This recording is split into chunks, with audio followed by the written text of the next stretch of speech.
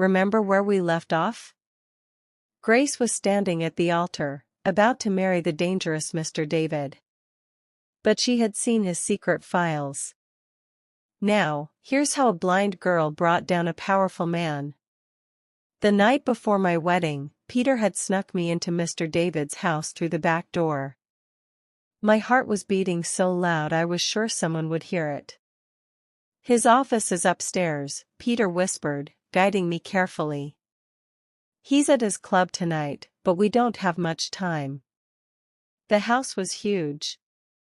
I could tell from how our footsteps echoed and how long it took us to reach the stairs. Rich people's houses always sound empty, even when they're full of expensive things. Here, Peter said, opening a door. This is his office. The room smelled like leather and that same cigarette smoke I remembered from our first meeting. Peter led me to a big desk. The files are in this drawer, he said, pulling it open. Grace, you need to hear what's in these papers. He started reading, and with each word, my blood got colder. File 1, Maria, age 17, bought from family in Kano for 500,000 naira.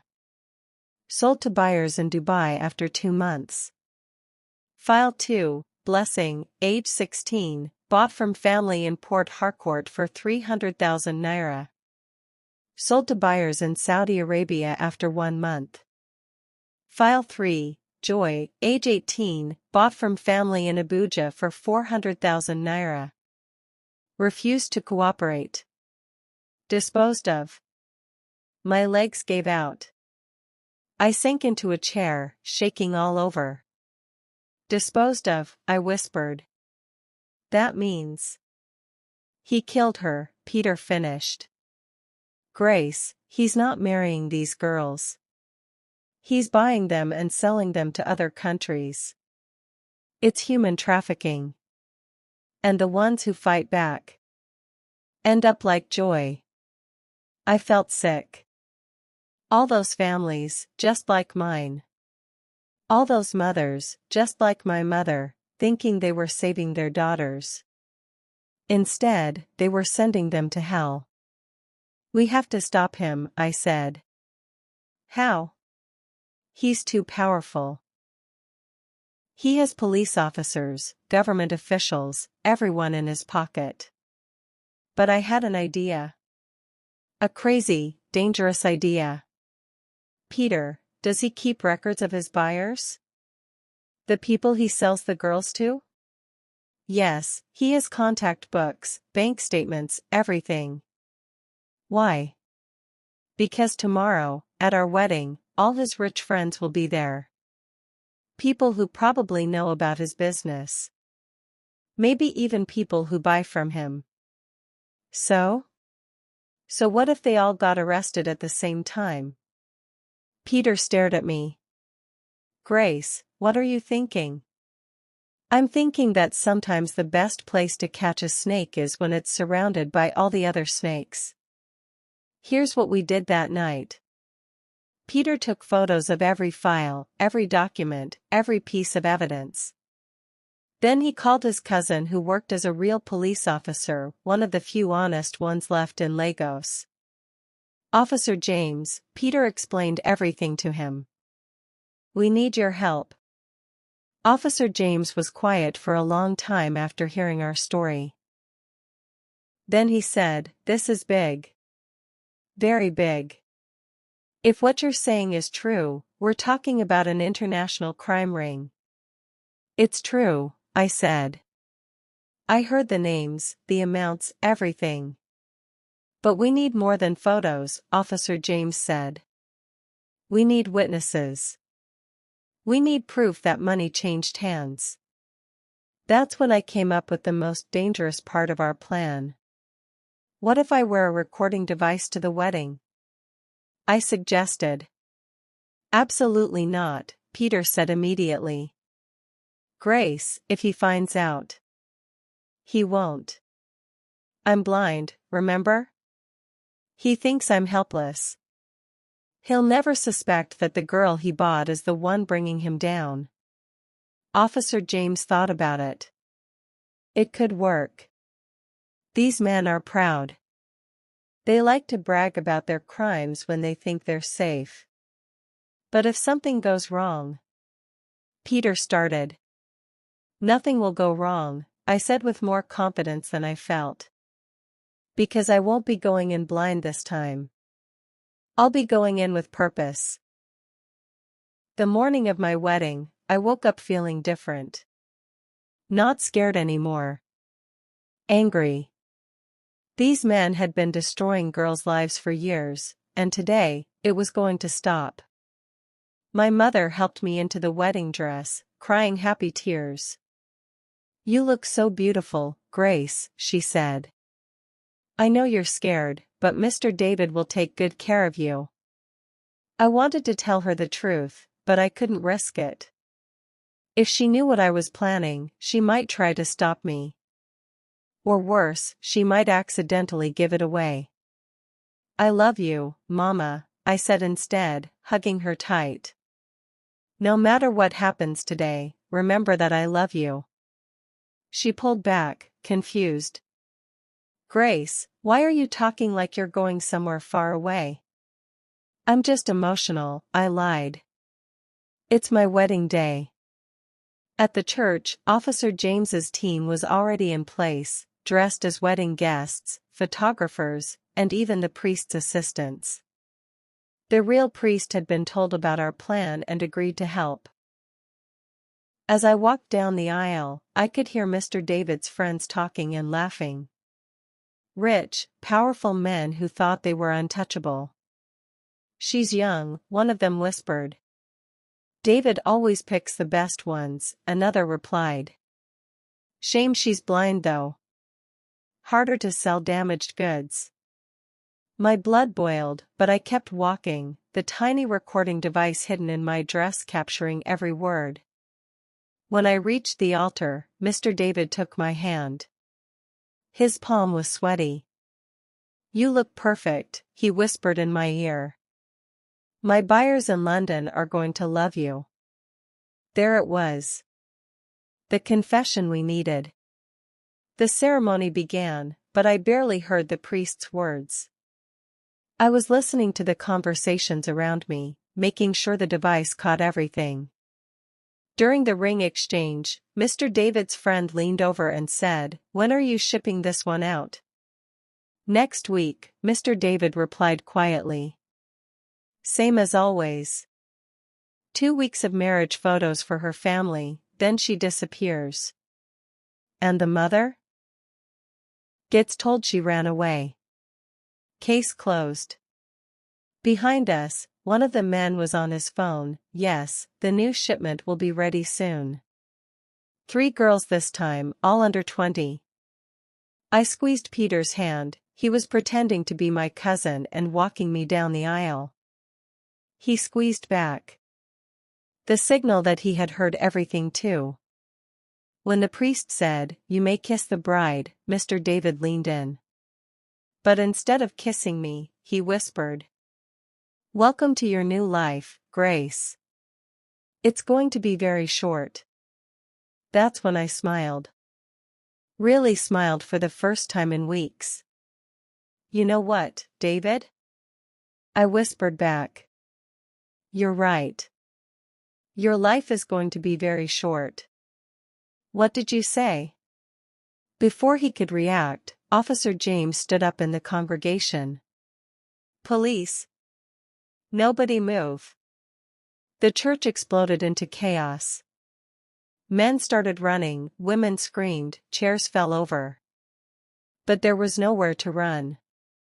Officer James had surrounded the building with his team. "David Okafor," Officer James announced, walking toward the altar, "you are under arrest for human trafficking, kidnapping, and murder." Mr. David's face went white. "What? This is my wedding. You can't dash. We have evidence of your crimes. Photos of your files, recordings of your conversations, and witness testimony." Mr. David looked at me, and for the first time, I could hear fear in his voice. Grace? What did you do? I pulled the recording device from my dress and held it up. I did what you never expected a blind girl to do, I said. I saw the truth. As the police handcuffed him, Mr. David screamed, "You stupid girl. Do you know what you've done? I own half the police in this city." "Not Officer James," I said calmly. "And not the FBI agents who are already freezing your bank accounts." That's right. Peter's evidence had been so good that international law enforcement got involved. This wasn't just a Nigerian case anymore. 12 of Mr. David's friends were arrested that day. The police found lists of buyers in 6 different countries. 23 missing girls were traced back to his operation. And the most shocking discovery? Mr. David's wife who had disappeared? She was found alive in a basement room in his house, along with 2 other girls who were supposed to be shipped out that week. But the story doesn't end there. 3 days later, I was sitting in Officer James's office when he told me something that changed everything. "Grace, we found something else in Mr. David's files. Something about your mother." My heart stopped. "What about her?" "She wasn't chosen randomly. Mr. David has been watching your family for 2 years. Why? Because your mother used to work for a charity that helped trafficked girls. She knew too much about missing girls in Lagos. He was planning to get rid of her after the wedding." The room spun around me. Get rid of her? He was going to kill her, Grace. Make it look like an accident. The marriage wasn't just about buying you. It was about silencing the one person who might have connected all the missing girls to him. I started crying. Not sad tears. Angry tears. My mother hadn't been selling me. She had been trying to save both of us from a man who was planning to kill us anyway. When I got home that evening, my mother was waiting for me. "Grace," she said as soon as I walked in, "I heard what happened on the radio. The police said you helped them catch him." I sat down next to her and took her hands. "Mama, I need to tell you something. About why Mr. David really wanted to marry me." I told her everything. About the files, about the other girls, about his plan to kill her. When I finished, she was quiet for a long, long time. Then she said, "I'm so sorry, Grace. I thought I was protecting you, but I was putting you in more danger." "No, Mama. You were trying to do what you thought was best." But we both learned something important. What's that? That sometimes the people who seem powerful are really just scared. And sometimes the people who seem weak are stronger than anyone imagines. A month later, Peter and I were sitting in a small cafe, planning our future. "The government is giving reward money to everyone who helped catch Mr. David," he said. "It's enough to pay for your mother's treatment and then some." "And the other girls? The ones we saved?" "Getting help. There's a new center opening to support trafficking victims. They want you to be part of it." "Me? Grace, you just brought down one of the biggest criminal networks in West Africa. People want to hear your story. They want to know how you did it." I thought about that. A few months ago, I was just a blind girl from a poor family. Now I was being called a hero. But I didn't feel like a hero. I felt like someone who had finally learned to see. "Peter," I said, "can I ask you something?" "Anything." "When you first came to warn me about Mr. David, why did you care? You didn't know me." He was quiet for a moment. Then he said, "Because 3 years ago, my sister disappeared. She was 17, and my family was poor. A rich man came and promised to marry her, to give her a good life.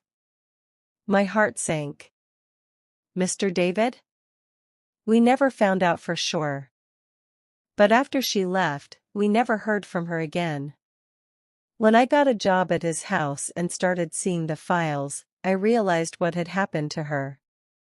I'm sorry. Don't be sorry. Be proud.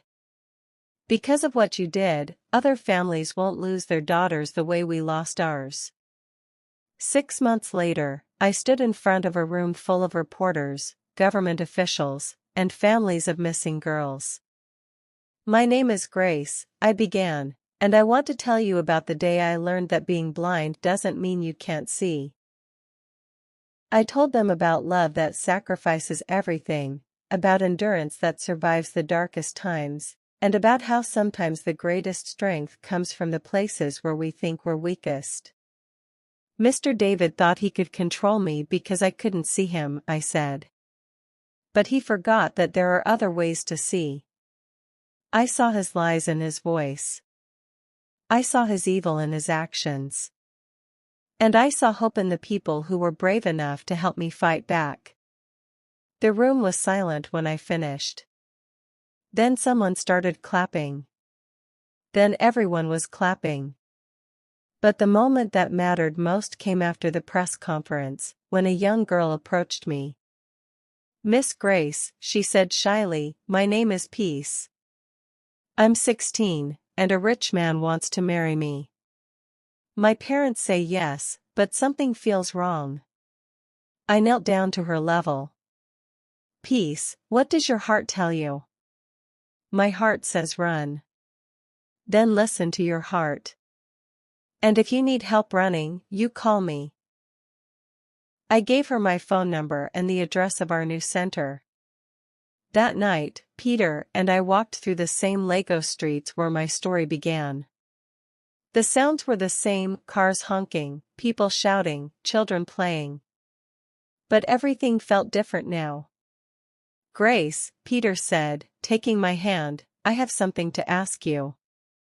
My heart started beating faster. What? I know we've been through a lot together. I know we started as friends fighting a common enemy. But somewhere along the way, I fell in love with you. I stopped walking. Peter. I'm not asking you to marry me today or tomorrow. I'm just asking if someday, when you're ready, you might love me back. I thought about real love versus forced marriage. I thought about choosing your own path versus having it chosen for you. I thought about the difference between someone who sees you as property and someone who sees you as a person. Peter, I said, I already do love you back. But you're right, let's take our time. Let's choose each other every day, not just once. Deal, he said, and I could hear him smiling. A year later, I married Peter in the same church where I had brought down Mr. David. But this time, the wedding dress felt like wings, not chains. My mother was there, healthy and strong after her treatment. Officer James was there with his family. The girls we had saved were there, building new lives. And when the priest asked if I took Peter to be my husband, I said yes with my whole heart, knowing that this time I was choosing love. As we walked out of the church as husband and wife, Peter whispered, "You know what the best part is?" "What?" "You never needed to see me with your eyes to see who I really am." He was right. Love isn't about seeing with your eyes. It's about seeing with your heart. And my heart had finally learned to see clearly. The end. Grace's story reminds us that our greatest weaknesses can become our greatest strengths, that love is about choice not force, and that sometimes the people who seem powerless are the ones who change the world. Her blindness didn't make her weak, it made her see what others missed. Her sacrifice wasn't giving up her freedom, it was fighting for everyone else's. Today, Grace runs the largest anti-trafficking center in West Africa, and has helped save over 200 girls from situations like her own. She proves every day that when we endure with love and purpose, we can overcome anything. What would you do if you were in Grace's situation? Share this story if it touched your heart.